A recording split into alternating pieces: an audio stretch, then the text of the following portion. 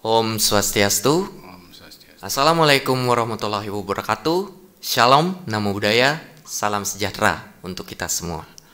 Oke, dalam video kali ini bersama saya Anak Agung Gede Mahendra Kusuma, kita akan ngebahas bagaimana sih PR, Public Relation. Jadi saya selaku dosen pengampu mata kuliah PR di jurusan Dharma Duta, khususnya Prodi Pariwisata, kali ini bakal ngebahas lebih dalam lagi tentang PR bersama tamu kehormatan yang telah saya undang, Bapak Aan Darmawan, selaku juga merupakan dosen pengampu mata kuliah PR di prodi yang sama. Jadi Pak Aan ini sebelumnya juga merupakan punya pengalaman sebagai seorang wartawan atau jurnalis, Pak Aan ya, betul, di salah satu media yang cukup terkenal, itu mungkin. Oke, langsung saja untuk mempersingkat waktu. Ya. Jadi Pak Aan, Oke. kira-kira sebenarnya sesungguhnya PR itu apa sih Pak Aan? Oke, Pak Agung. Jadi sebelum saya menjawab itu ya Pak Agung ya, jadi mungkin saya lebih ke punya pengalaman dulu sebenarnya ya, Oke. punya pengalaman dulu untuk kemudian sering berhadapan dengan yang namanya PR, khususnya PR di hotel ya, atau PR di daya tarik wisata itu. Dan biasanya ketika saya dihubungi oleh para PR, misalnya ketika mereka lagi sedang garap event ya, lagi bikin acara atau ada pameran seperti itu, jadi mereka akan menghubungi saya gitu ya, ya kata ya sekedar di teks gitu, terus kemudian diinformasikan mereka ada acara ini kapan dan kemudian di mana dan siapa yang akan datang ya. Jadi sebatas itu kemudian kontak saya waktu itu dengan PR dari berbagai hotel ataupun tempat-tempat pameran ya, galeri-galeri yang yang ada di Bali ya. Oh, berarti mungkin dari beberapa organisasi itu Pak Aan sering berhubungan dengan PR-nya gitu berarti maksudnya Pak Aan. Dan ya? bahkan memang ada PR agensi yang kemudian seperti mereka akan menyimpan ya nama-nama media ya, termasuk juga orangnya. Ya, jadi terakhir itu sebelum saya bergabung di Staf Kulturan, saya masih sempat dikontak juga sama PR dari GWK gitu ya. Katanya Pak Aan masih jadi wartawan nggak itu, saya nggak tahu maksudnya apa gitu. Maksudnya ya untuk sekarang sudah enggak Bu gitu. Ada apa ya? Oh, saya pikir masih jadi wartawan karena saya mau kembali. Nah, ini jadi setelah kemudian mereka reopening ya, setelah pandemik itu mereka kemudian kembali akan mendata ulang siapa kontak person yang bisa dihubungi khususnya media gitu. Jadi jadi seperti itu. Nah, jadi pada saat ketika acara itu akan misalnya atau event itu kemudian akan berlangsung, nah itu saya temukan tuh ya contoh-contoh baik seorang PR dalam artian kita datang ke sana, mereka menyambut begitu ya. Jadi mereka menyambut, artinya secara kemudian ikatan emosional itu ada gitu. Tapi ada juga sebenarnya ada pengalaman yang kurang mungkin menyenangkan begitu. Jadi mereka mengundang kita, tapi kemudian ya udah gitu, tidak ada tegur sapa dan tidak ada kemudian. Berarti tergantung balik lagi ke karakter orangnya. Nah, padahal seharusnya seorang PR itu minimal bagaimana kemudian menjaga kemudian ikatan emosional itu nggak hanya kepada media sesungguhnya, tapi juga kepada pihak-pihak atau orang-orang yang memang kemudian yang dia ajak kerjasama gitu ya. Nah, PR ini sesungguhnya kalau untuk saat ini ya itu memiliki sebenarnya kerja yang lebih kompleks. Nah ya, kalau dulu kan PR hanya yang mengurusi bidang komunikasi dan juga protokoler dalam sebuah organisasi ataupun perusahaan ya, jadi kerjanya hanya terbatas itu saja. Tapi kalau sekarang itu kerja PR itu lebih kompleks. Nah, kerjanya lebih kompleks, tidak hanya mengurus protokol, tetapi juga bagaimana crisis communication yang ada di internal perusahaan itu juga sebenarnya menjadi salah satu tugas, satu fungsi yang PR untuk saat ini gitu ya. Dan PR itu tidak hanya kemudian bertugas di eksternal saja, eksternal publik gitu, tetapi juga di internal publik. Nah, internal publik ini misalnya employee, karyawan yang ada di perusahaan itu, lalu kemudian managers ya, pimpinan-pimpinan, termasuk juga owners. Ya, itu kan juga harus kemudian diorganisasi oleh seorang PR untuk mengkomunikasikan ya. Tidak hanya kemudian eksternal saja. Kalau eksternal bisa misalnya seperti dengan government, pemerintah ya kan, media, lalu kemudian customer ya kan, pelanggan, lalu kemudian supplier, pemasok gitu kan. Tidak itu aja gitu. Tapi juga internal ya, balik juga lagi ke konsep dasar PR, jadi menjalin komunikasi, hubungan baik dengan seluruh halayaknya. Halayak yang dimaksud itu eksternal maupun internal gitu ya. Di internal itu ya kita tahu yang namanya di organisasi pasti adalah semacam komunikasi yang mungkin terhambat, sehingga ketika ini tidak dikomunikasikan, tidak diberikan ruang untuk komunikasi, bisa muncul kemudian persepsi-persepsi yang mungkin menurunkan loyalitas dari karyawan itu ya. Mungkin maksud dari manajemen itu baik, tapi kemudian karena manajemen kemudian tidak bisa mengkomunikasikannya dengan baik, nah ini mungkin akan timbul clash dalam suatu organisasi itu. Nah, itulah kemudian tugas seorang PR sebenarnya. Ya, benar. Jadi sebenarnya kesalahpahaman, benar nggak sih? Iya. Sehingga mencitrakan bahwa organisasi itu kurang baik di beberapa pandangan. Sudut pandang, gitu. Nah, maka ada yang mengatakan bahwa PR itu sebenarnya sebagai orang yang kedua, dalam tanda kutip orang kedua yang ada di organisasi tersebut, karena dia tahu semuanya. Ya, jadi he knows everything gitu loh. Ya, tentang kebijakan, tentang kemudian aturan, tentang kemudian juga kalau misalnya dia adalah industri komersial, ya, dia tahu kemudian apa itu marketing, apa itu pasar, berapa kemudian penjualan, target penjualan ya. Jadi dia tahu semua itu seluk-beluk, maka dia butuh orang PR itu harus supel ya. Jadi gampang adaptasinya, gampang bergaul. Pagi-pagi mungkin sudah ada di ruangan ini, ruangan itu ya, untuk kemudian menyerap berbagai kemudian informasi dan lainnya ya. Jadi dia tahu sebenarnya. Jadi rahasianya perusahaan itu ya diketahui oleh PR, karena itu yang akan dia gunakan kemudian. Kalau terjadi sesuatu hal yang mungkin mempengaruhi citra atau image organisasi tersebut. Jadi responnya dia itu kemudian akan terukur. Tentu memang harus koordinasi dengan pimpinan.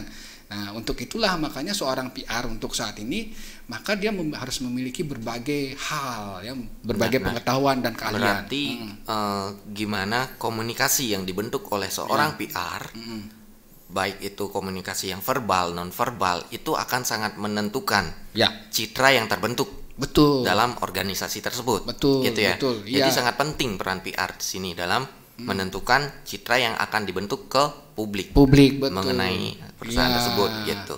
Nah, tadi kan sempat Pak An jelaskan bahwa PR saat ini itu jauh lebih kompleks dibandingkan PR sebelumnya. Mungkin maksudnya karena saat ini kita memasuki era digital ya. Jadi serba digitalisasi, gimana habit masyarakat benar-benar berubah. Yang dulunya mungkin apa-apa masih konvensional, sedangkan sekarang segalanya itu udah ada dalam genggaman, ibaratnya dalam sebuah genggaman smartphone. Jadi ibarat kita baru bangun udah langsung ngecek HP, kira-kira lihat apa sih perkembangan, lihat media sosial, lihat info, komunikasi sama orang dan lain sebagainya. Mungkin itu yang dimaksud, sehingga PR saat ini di era digital itu jauh lebih kompleks daripada PR sebelumnya. Mungkin itu maksudnya Pak. Mungkin PR sekarang di abad ke-21 itu sebenarnya era keemasan seorang PR. Jadi abad ke-21 ini sebenarnya era keemasan PR, dan harus Gung dan juga adik-adik mahasiswa sadari, siapapun itu bisa menjadi seorang PR. Nah, itu ya. Jadi siapapun itu bisa menjadi seorang PR. Dokter pun bisa menjadi seorang PR. Dokter bisa menjadi seorang masalahnya, PR. Kalau PR murni nggak bisa jadi dokter. Oh, gitu maksudnya. Jadi siapapun bisa jadi seorang PR, tapi PR belum tentu bisa menjadi profesi tertentu. Kita ambil contoh dalam misalnya kasus penanganan COVID-19. Juru bicara dari COVID-19 kan dokter kan, yang sudah meninggal ya, almarhum, dan kemudian dilanjutkan sama si dokter cantik, dokter Reisa. Nah, kalau masih ingat kan, dia jadi kemudian menjadi juru bicara dari humasnya ya, dan itu mungkin sudah menggambarkan sebenarnya siapapun itu bisa jadi PR, tapi PR untuk jadi seorang dokter ataupun kemudian ahli-ahli profesi lainnya belum tentu bisa. Ya, nah benar. itu saingannya. Nah itu apa namanya, semacam tantangan ke depan. Nah begini, dulu mungkin pemikiran kita PR itu hanya menyambut misalnya siapa tamu yang datang, kan mungkin Ya, seperti itu. benar, Siapa benar. datang ke organisasi, Baru PR yang menangani. menyambut. Oke, ya nggak salah, ya nggak salah juga. Tetapi begini, seorang PR itu adalah cerminan sebenarnya dari perusahaan ataupun organisasi itu. Maka Ya. dibutuhkan sosok yang cerdas sebenarnya. Benar. Selain Penampilan penampilan juga yang kan, keren, body, ya body kan? language, gestur dan lain sebagainya itu Nah. penting dari seorang PR. Iya, ya rapi. Termasuk klinis, kemampuan ya. dalam Ya, berkomunikasi, public speakingnya. Bener, Gitu harus ya. tampilannya Oke, juga benar. yang cantik, yang cakep kan Ya, begitu kan. benar. Nah itu penting. Kenapa? Penting banget. Karena ketika orang melihat kita situ sudah cantik, cakep, rapi, harum, wangi, Ya. itu sebenarnya sudah sebagai suatu bentuk komunikasi sebenarnya. Ya, benar. Sehingga orang itu akan hormat kepada kita. Benar. Kan begitu. Melihat sana saja kemudian tampilan, oh ini tampilan PR-nya seperti ini, maka tampilan organisasinya itu juga bagus kan begitu Ya, kan. benar. Niatnya begitu ya, Ya. tapi di dalam kan kita nggak tahu. Ya. Ya mungkin contohnya adalah kalau kita mau ke restoran bukan dilihat dari makanannya dulu. Ya. Maaf, tapi kemana Tapi Bung? ke mungkin landscape, servicescape dan pelayannya.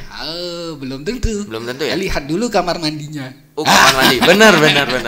Kalau kamar mandinya bersih, maka sebenarnya pasti mungkin ya, Iya. di dapurnya juga bersih, kan ya. Persepsi yang muncul, benar muncul, ya. ya, di Ketika tempat- menilai sesuatu, Ah. berarti akan memunculkan persepsi Persepsi. terhadap hal-hal lainnya, Iya. termasuk keseluruhan. Keseluruhan. mungkin, Jadi di tempat kotor aja itu bersih. Apalagi kemudian memang di tempat yang bersih kan begitu.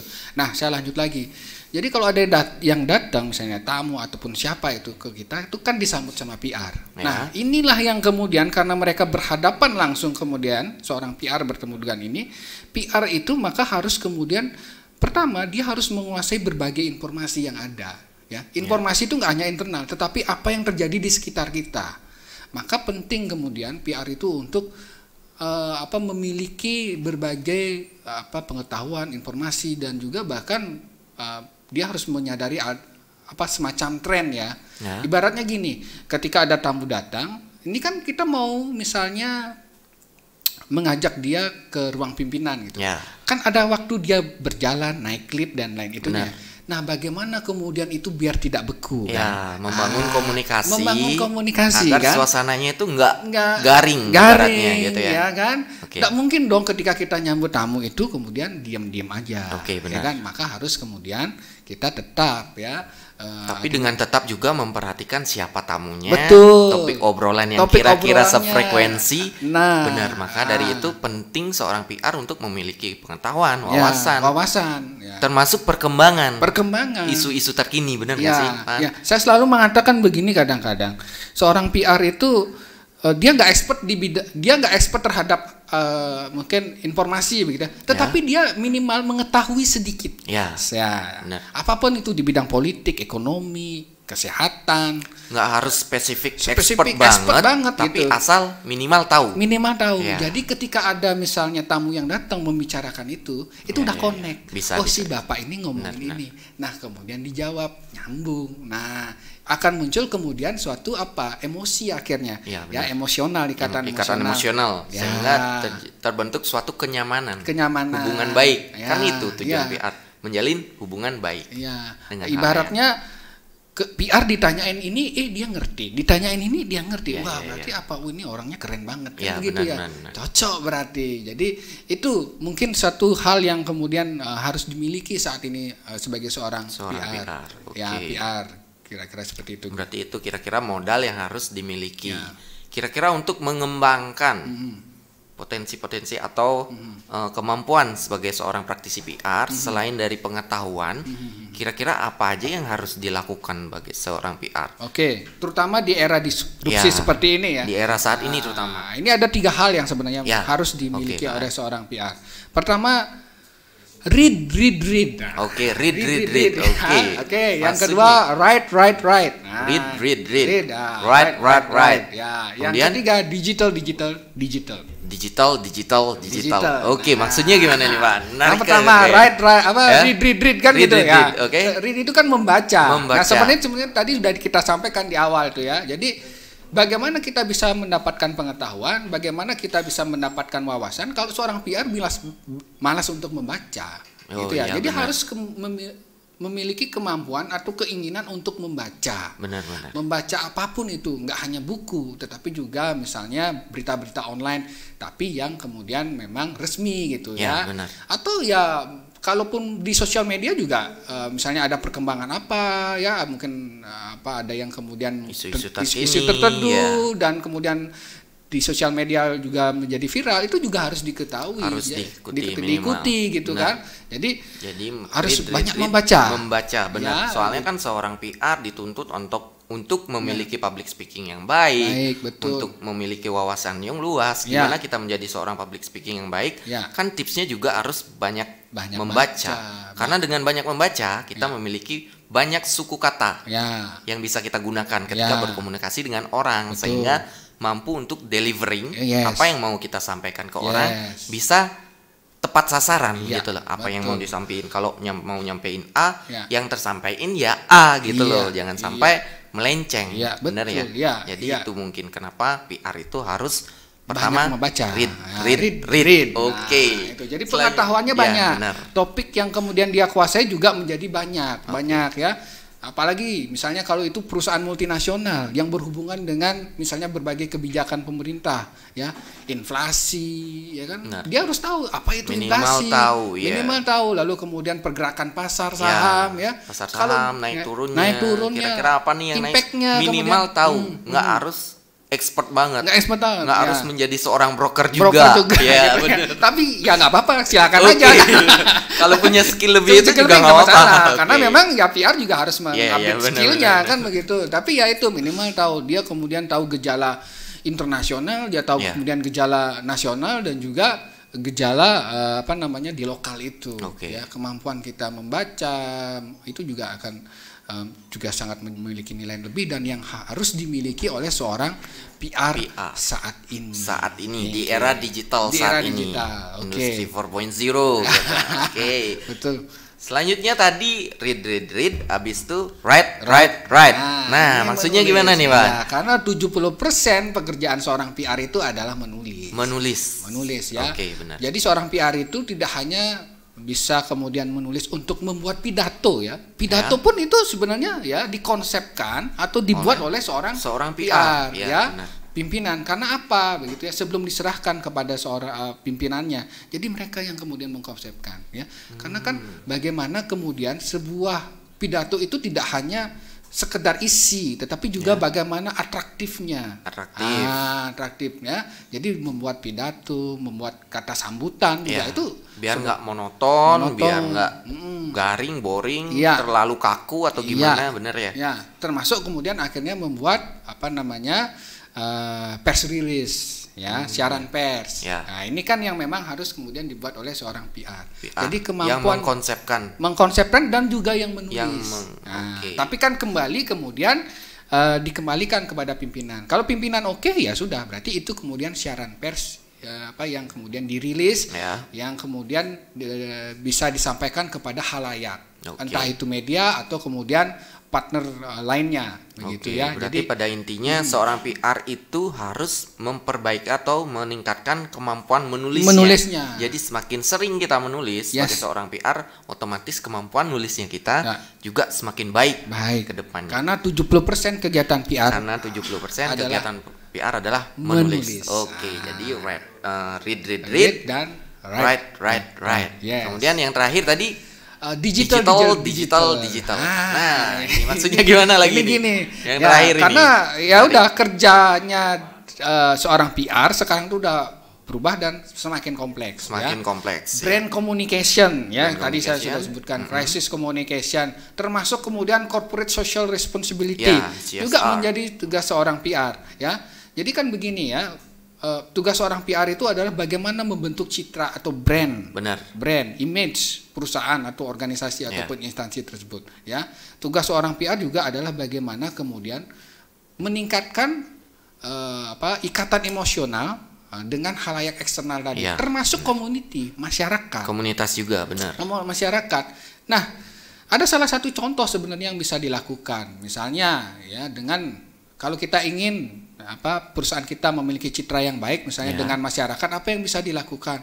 Misalnya kalau perusahaan itu punya CSR, punya dana, punya anggaran, ya, mengapa tidak kita kemudian bisa menyerahkan dana CSR-nya untuk memperbaiki sekolah di tempat usaha itu, atau memperbaiki misalnya toiletnya, kan begitu, atau memberikan beasiswa.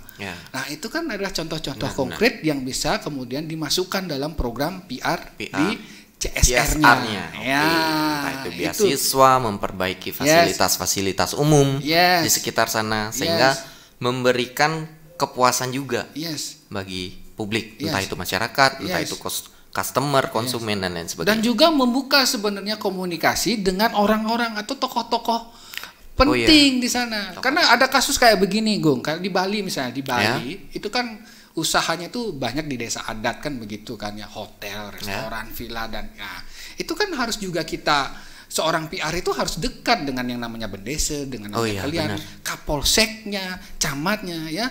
Jadi harus dekat juga. Nggak bisa kemudian seorang PR itu hanya kemudian berkutat di internal saja, tapi juga harus kemudian membuka network jaringan kepada mereka. Ya, apa yang bisa dilakukan? Misalnya, contohnya, ya kan, mengundang untuk breakfast lah pagi-pagi, ya kan, mengundang breakfast pagi-pagi, ya sekedar apalah, mungkin ngopi, ya kan, minum orange juice, ngopi bareng, ngobrol-ngobrol ringan, diskusi, membentuk kedekatan emosional dan lain sebagainya. Karena kan perlu saling terintegrasi satu sama lain, ya kan, sehingga kalau mohon maaf nih, kalau ada masalah misalnya, dalam artian begini, ada suatu kegiatan yang meminta dalam tanda kutip sumbangan, nah mungkin ada muda-mudinya minta sumbangan, tapi udah disampaikan ya sama mungkin dari tokoh adat di sana, Pak, kalau nanti ada yang minta kesumbangan di sini, kami memiliki surat pengantar resmi, ada stempelnya, etc., kan begitu. Nah, kalau tiba-tiba ada yang meminta sumbangan, terus kemudian kita tanyakan, ada surat pengantarnya dan mereka tidak bisa menunjukkan misalnya, ya kan? Tentu kita dalam artian bisa menolak secara halus, mohon maaf. Samping itu kan bisa meminimalisir yang namanya kita dipungli oleh pihak-pihak yang itu kan. Nah, itu mungkin tiba-tiba ada kejadian seperti ini karena penolakan halus kita, tiba-tiba mungkin jalan masuk tempat usaha kita, tanda kutip kemudian mungkin diblokade. Nah, kan sama gimana nih caranya? Wah, ini kan kita ketakutan juga ya.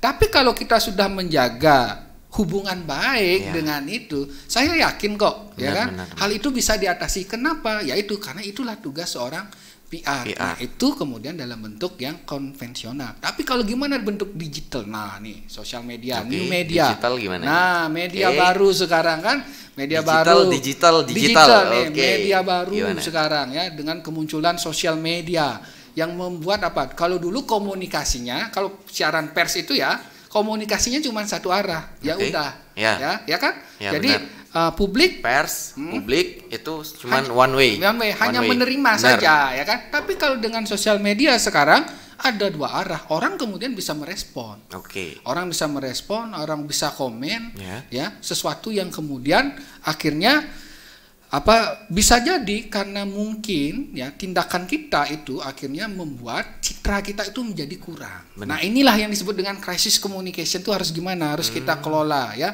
karena ini di era digital. Dan di era digital itu ya tidak ada yang bisa kita sembunyikan, sayangnya begitu. Lebih transparan berarti ya. Nggak ada yang bisa disembunyikan, ya kan.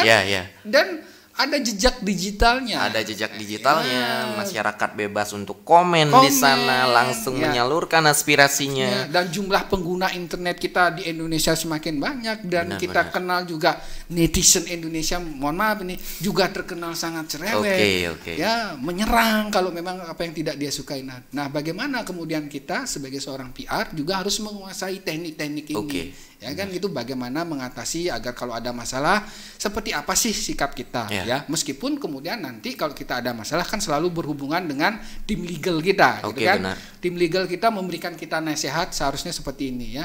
Tapi kan apa namanya, bagaimana kita bertindak, bersikap itu akan menjadi apakah menimbulkan resiko nggak terhadap kita. Benar. Ya kan. Ya, ambil contoh lah kasus misalnya yang mungkin cukup baik, itu adalah contoh yang mungkin mau yang baik apa yang buruk dulu nih? Yang baik dulu, karena kan segala tindakan kita menentukan citra yang akan terbentuk di mata publik. Ya, nah, mungkin contohnya coba yang baik ada dulu. Ada ibu rumah tangga yang mencuri. Di minimarket ya, seperti itu kan? Di minimarket, Ya, minimarket kan. Ya, kemudian ada tampilan visual bahwa malah pegawai minimarketnya itu dalam tanda kutip diteror sama si ibu pencurinya itu, ya kan? Apa gue ngikutin nggak waktu itu?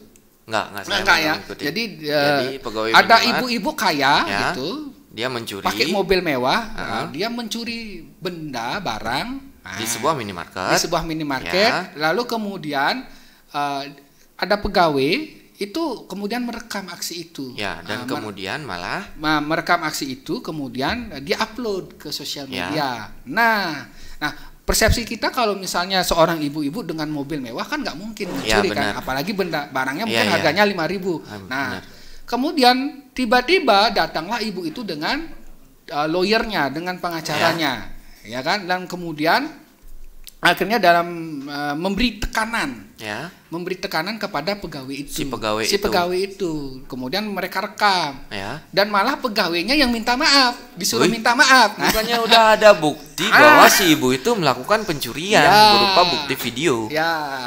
Itu gimana ceritanya? Bagaimana ceritanya? Nah, itu kan kemudian menjadi viral, menjadi rame kan, dan akhirnya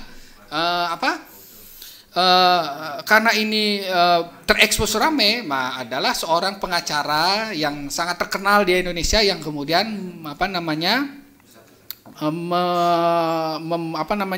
mengupload ulang, dan kemudian siap membantu pengacara yang gini, dan kemudian siap membantu karyawan tersebut untuk melawan. Nah, untuk melawan itu siap mendampingi, dan apa yang terjadi? Ternyata perusahaan kemudian merespon, perusahaan minimarket tersebut merespon bahwa dalam siaran persnya mereka akan melindungi karyawan, dan menunjuk si pengacara untuk mendampingi.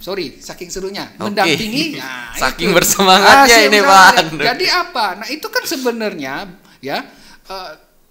tidak hanya tim legalnya yang bekerja, tetapi juga PR-nya yang bekerja. Bagaimana kemudian kita membuat suatu kondisi yang akhirnya memberikan keuntungan baik, tidak hanya untuk si karyawan tersebut, tapi bahkan juga keseluruhan company. Nah, bagaimana kemudian kita meng-create konten seperti itu? Nah, itu kan menjadi momentum. Si PR juga. Peran si PR juga, benar. Bahkan terakhir si ibu itu sekarang menjadi kepala tokonya. Nah, itu kan perlu disampaikan kepada halayak, kepada publik, benar. Jadi sebenarnya peran PR di sini selain dia membangun citra atau membentuk citra yang baik di mata publik, citra perusahaan, tapi juga gimana citra yang sempat terpengaruh negatif, mungkin kita katakan aja negatif, itu gimana kita memperbaiki citra tersebut. Betul. Karena mungkin citra negatif tersebut terbentuk karena hanya kesalahpahaman, mungkin seperti itu.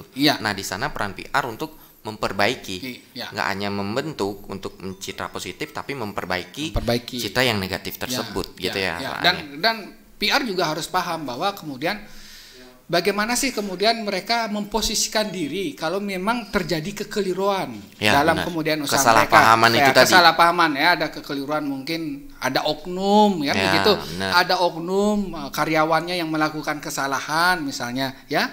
Jadi sikap-sikap yang kemudian bisa diambil itu adalah bagaimana kemudian langkah komunikasi krisis ini kepada publik yang Ya, mungkin benar. sudah terlalu hingar-bingar.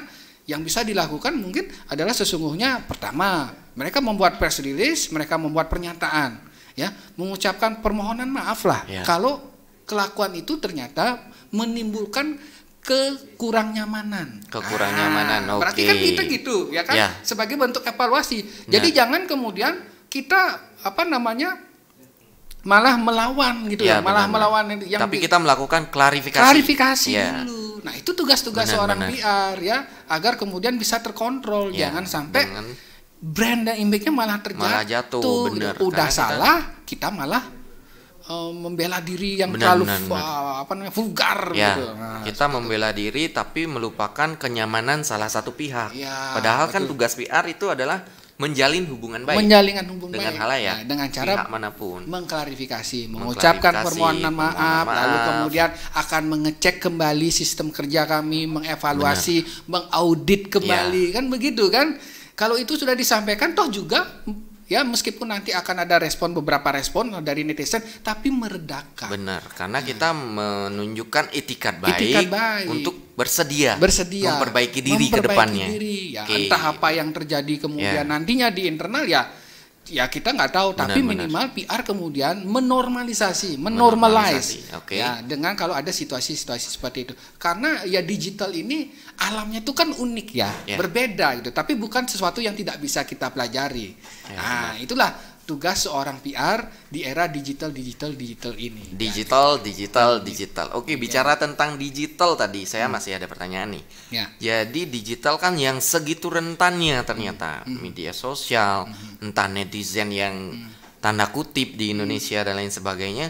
Kira-kira dengan kita memasuki era digital ini, termasuk juga praktisi PR memasuki era digital, kira-kira sebenarnya ini menjadi sebuah peluang yang menguntungkan atau malah menjadi ancaman atau suatu yang merugikan kira-kira ke depannya.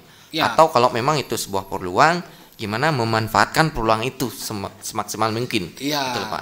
Ya, peluang dan ancaman itu kan selalu ada ya. Selalu itu ada, dua oke. mata sisi yang uang yang tidak Iya, bisa kita kemudian pungkiri itu ada ya. Tapi kan sekarang adalah bagaimana kita meminimalisir ancaman itu ya. Kalau kita bisa sudah data misalnya ancaman itu apa, ya kita bisa ngambil kebijakan-kebijakan, strategi-strategi yang akhirnya itu kan. Jadi dalam artian hal yang paling kecil saja, ketika kita melakukan proses publikasi menggunakan sosial media misalnya, ya kan, itu pasti ada gambar atau video atau teks ya.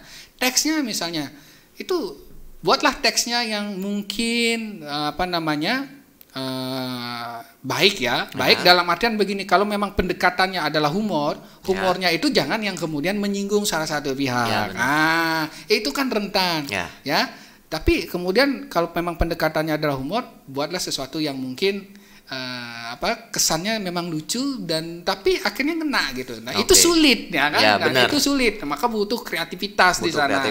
Kalau memang secara formal, maka Anda perhatikan ya dari kemudian gaya tulisan ya, itu juga perlu diperhatikan. Kan banyak kadang-kadang ya bikin ucapan selamat ulang tahun aja itu banyak yang salah gitu ya kan. Selamat ulang tahun kemerdekaan kita, banyak yang mengatakan membuat kadang-kadang begini gitu. Dirgahayu ke-77 RI gitu, Dirgahayu ke-77. Padahal pemaknaan Dirgahayu itu adalah panjang umur. Seharusnya tidak diisi dengan angka. Ya kan beda. Itu kesana sesuai ya, penulisan-penulisan yang benar seperti itu kan. Itu karena apa? Nanti kalau ada misalnya, mohon maaf nih, institusi pendidikan membuat caption aja salah. Apa yang timbul? Itu kan? Sebenarnya secara nggak langsung membentuk citra yang kurang baik. Masa sebuah institusi akademik atau pendidikan bikin caption aja yang salah. Ya benar. Makanya kan? Di sana penting banget. Kemudian. Oke, Pak An. Ngomong-ngomong kita masih seru banget sebenarnya ngobrolnya, cuman berhubung waktunya kita sudah sangat mepet. dari tadi sudah di stop. Ya, Jadi mungkin segitu dulu sesi bincang-bincang Siap, Bro. kita kali Ya. ini yang segitu Ya. menarik banget ternyata Pak An dari tadi banyak banget bahwa dari PR dulu dengan sekarang itu sudah sangat berbeda. Yes. PR sekarang itu udah sangat kompleks, sehingga dibutuhkan modal-modal yang harus dimiliki oleh seorang PR zaman sekarang saat ini. Dimana yang perlu dilakukan adalah Ya. read, Ya. write, digital. Iya, Oke. itu dia. Oke. Sekian mungkin dari kami, obrol-obrol kami dengan Pak An. Semoga bermanfaat. Apabila ada kesalahan, saya beserta Pak An mohon maaf. Saya tutup dengan Parama Santi Om, Santi Om. Wassalamualaikum warahmatullahi wabarakatuh. Shalom, Namo Buddhaya.